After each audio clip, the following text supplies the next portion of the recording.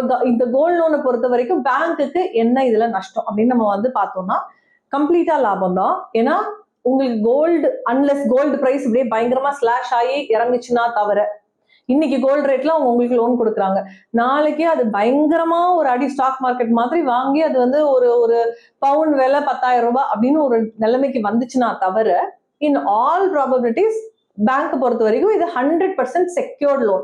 அவங்க வாங்குறாங்க, அதுல உங்களுக்கு 80% மேக்ஸிமம் 90% அவங்க ஃபண்ட் பண்றாங்க.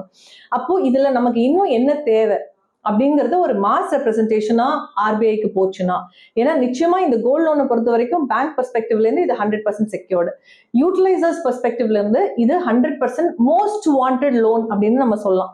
ஏன்னா மற்ற எல்லா லோனும் எடுத்தவங்க இருப்பாங்க, எடுக்காதவங்க இருப்பாங்க. கோல்ட் லோன் அட்லீஸ்ட் எனக்கு தெரிஞ்ச ஒரு 80-85% ஆஃப் நம்மளுடைய இந்திய பாப்புலேஷன் கண்டிப்பா கோல்ட் லோன் எடுக்காதவங்களே இருக்க வாய்ப்பு இல்லை. அப்போ இதோடைய நிதர்சனமான கஷ்டங்கள் இது எப்படி இருந்தா பெட்டரா இருக்கும் அப்படிங்கிற மாதிரி ஒரு ரெப்ரசன்டேஷன்.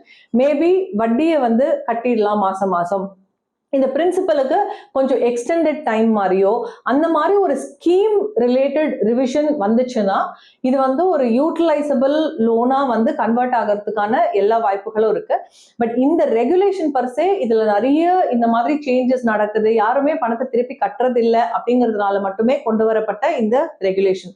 கண்டிப்பா இது வந்து லோன் வாங்குறவங்களுக்கு அகேன்ஸ்டா கொண்டு வரப்பட்டது கிடையாது. இது ஆல்ரெடி இருக்கிற ஒரு ரெகுலேஷன், இன்னும் கொஞ்சம் டைட்டன் பண்ணியிருக்காங்க.